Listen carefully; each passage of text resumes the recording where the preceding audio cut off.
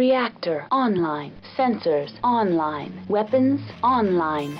All systems nominal.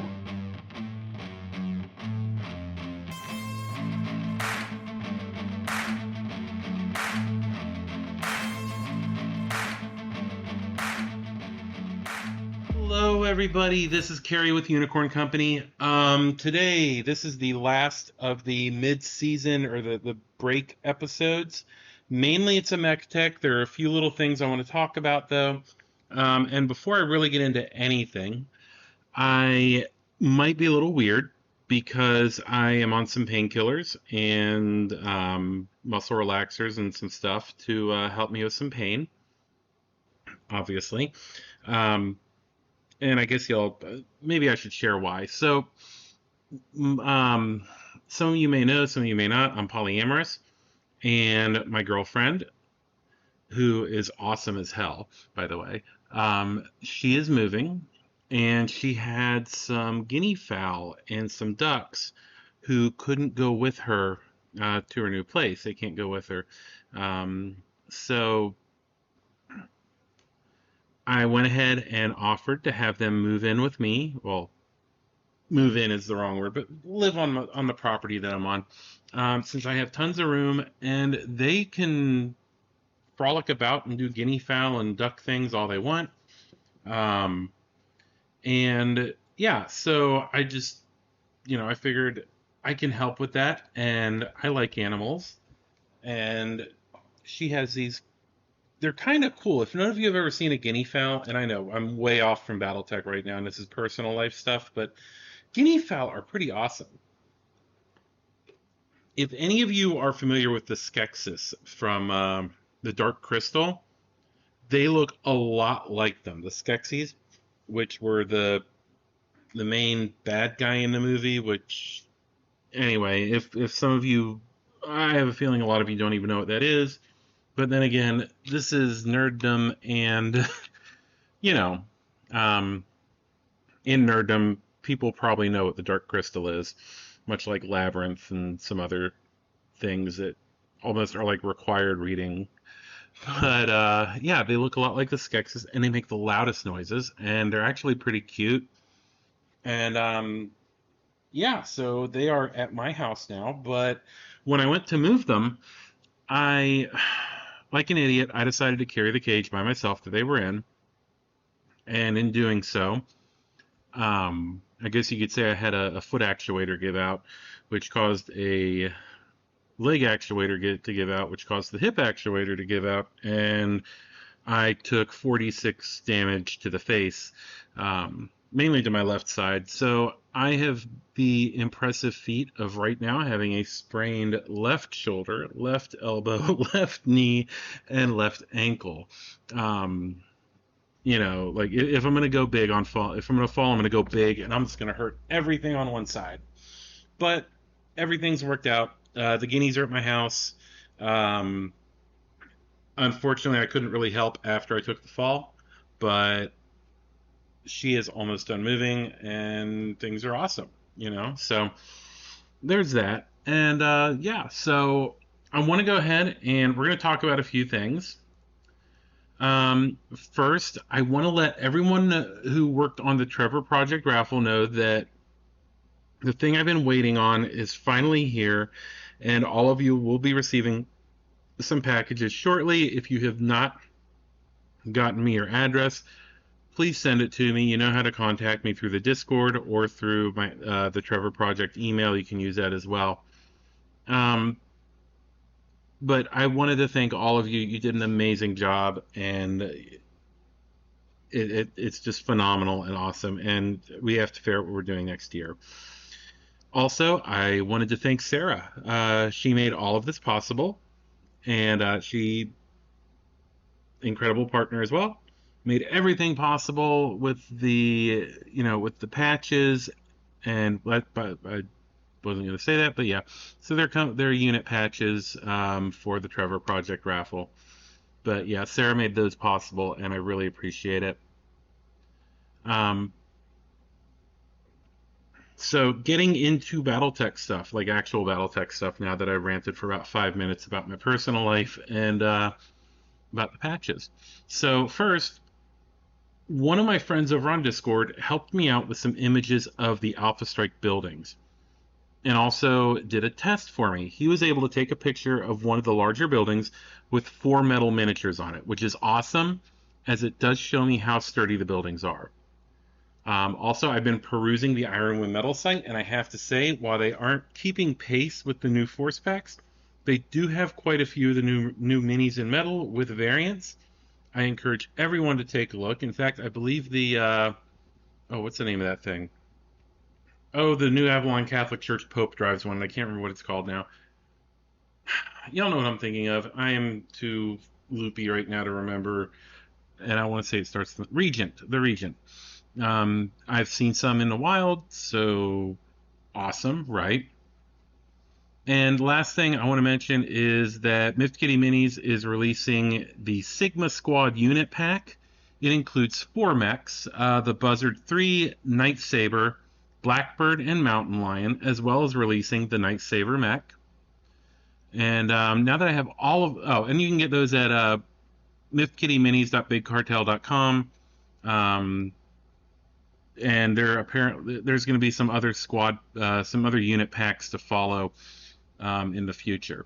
So now that I've gotten all that out there, let's talk about what I really intended to talk about today. The last of what could be considered the Jenner family of mechs, the Owens.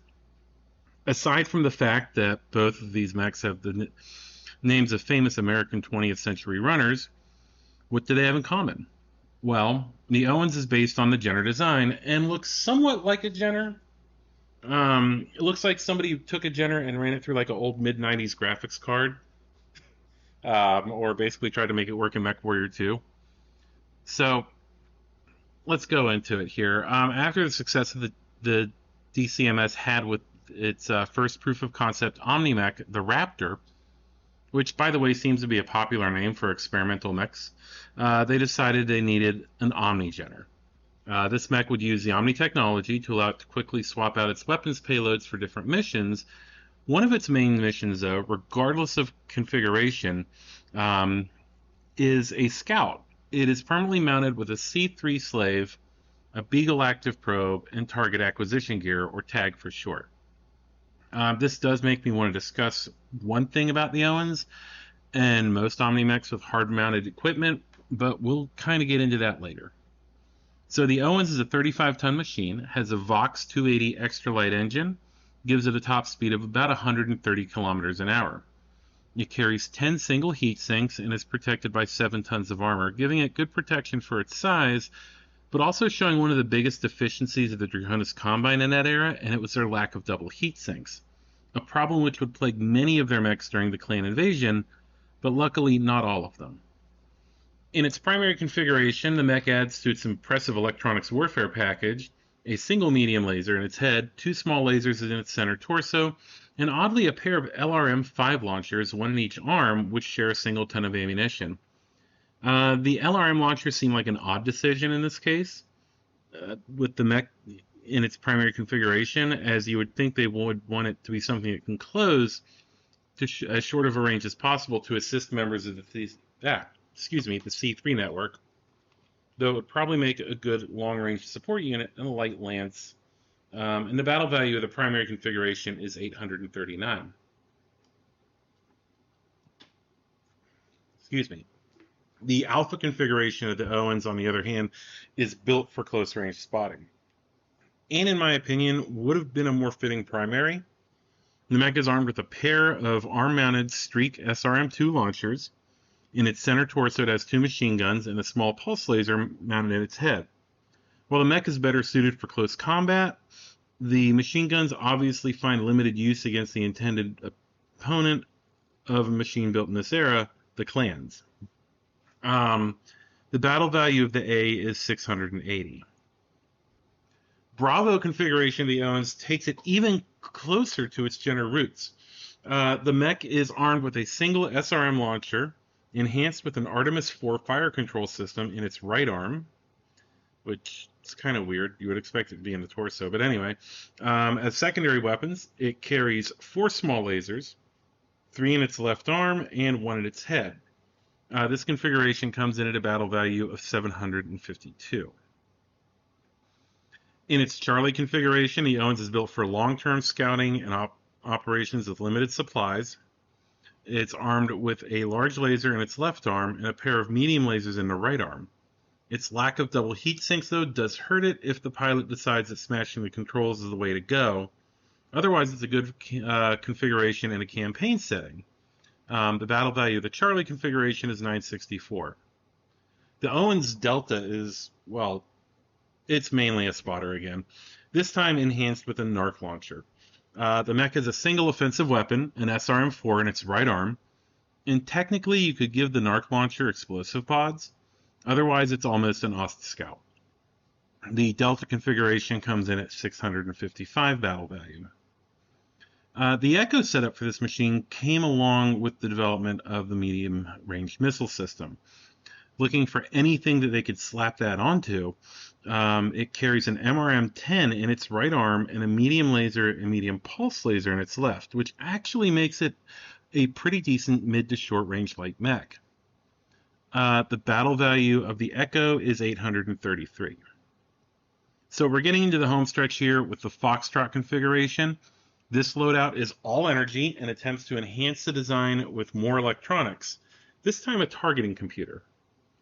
The targeting computer is linked to a center torso-mounted light PPC and an ER small laser in each arm as well.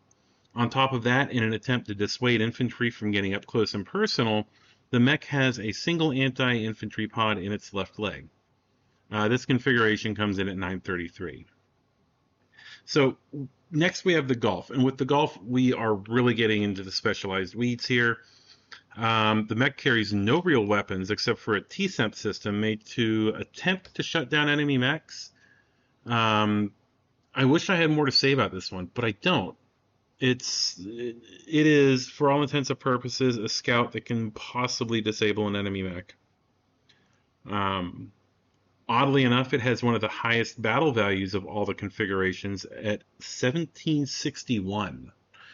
The final configuration is the Romeo. This configuration uses clan technology to enhance its abilities. It mounts an MRM-10 launcher in the right torso and carries 3 clan spec ER medium lasers, 1 in each arm and 1 in the head, to give it a decent punch. This, I believe, is probably the most potent of any of the configurations and clocks in at 1215 battle value. Less than the weird Golf config, which has no guns on it. So in BattleTech, this thing is a scout through and through. It just has different abilities attached to that scoutness or scout capability or whatever you want to call it, that role. Give me a sec. In Alpha Strike, it's still a scout, but it has other it has slight teeth to it. I don't want to say it has a ton of teeth. It has a little bit of teeth. So let's go ahead and look at the baseline of this machine, and we'll go from there. So this is what every variant of the Owens will have, and if there are any changes, I'll let you know. So the mech is Type Battle Mech, Size 1, Target Movement Modifier of 3, Movement of 16, Armor of 4, and Structure of 2, which is very good for a light mech. And every variant will have specials of C3 Slave, Mech Headquarter 1, Omni, Probe, Recon, and Tag. This is a specialized Omni mech, and I kind of hate that. Get to that, though. Still, yeah. So this might be a little bit more than just about the Owens. So the primary configuration of the mech comes in at 38 points, and it is a missile boat. The mech has short and medium values of 2 with a long of 1 and no overheat. It also has the additional special ability of indirect fire 1. For a light lance, it's a decent support mech, which ironically enough would benefit from other C3 units, making it able to hit with that 1 damage at long range easier. Bravo configuration is an extremely short-range unit in Alpha Strike. The mech is once again a scout, comes in at 33 points. It can do 3 damage at short and 1 at medium.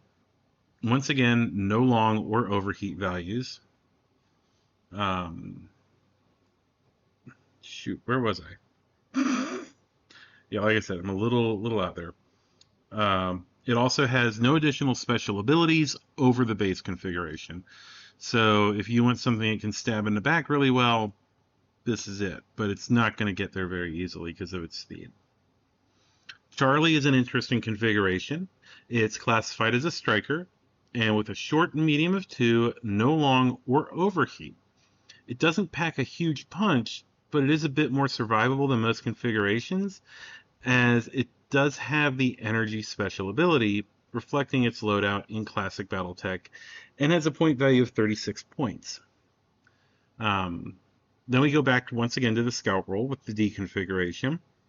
It has a short and medium of 1, no long or overheat capabilities, and adds the S-Narc ability to its massive toolbox, making it a good unit to pair with LRM and SRM heavy units.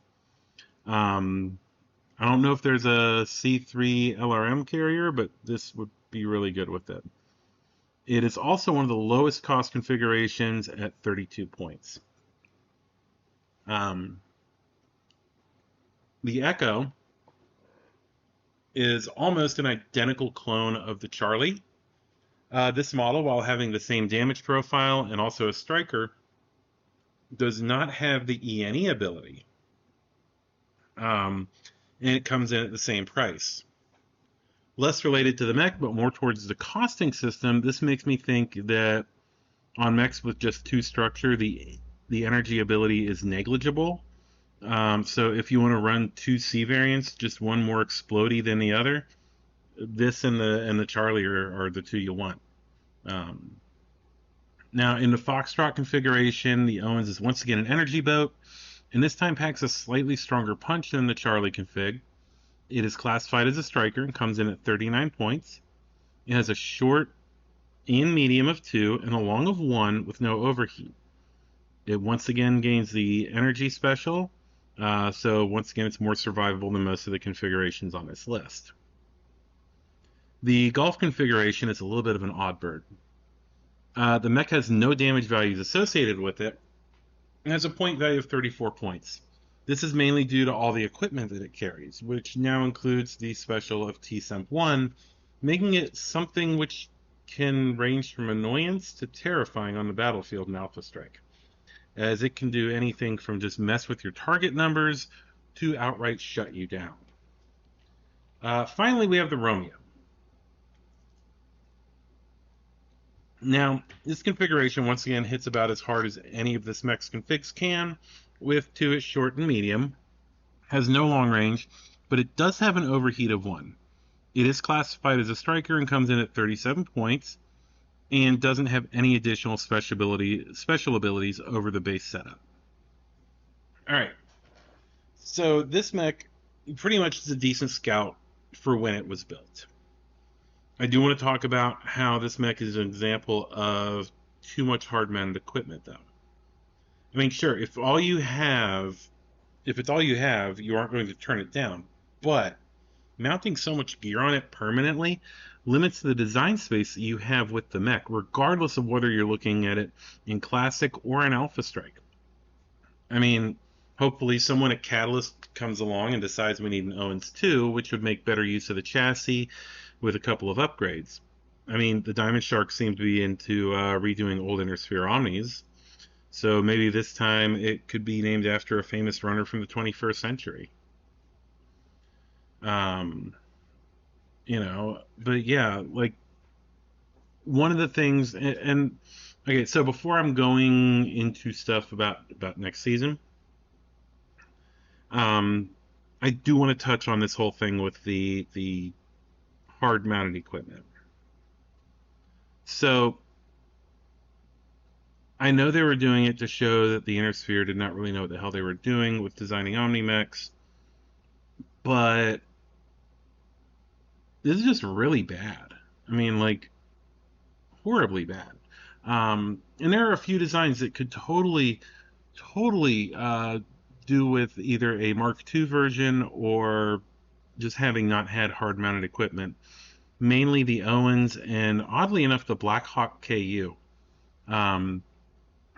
Which the Blackhawk KU, I'm sure everybody knows it. It's a medium range, short to medium range powerhouse.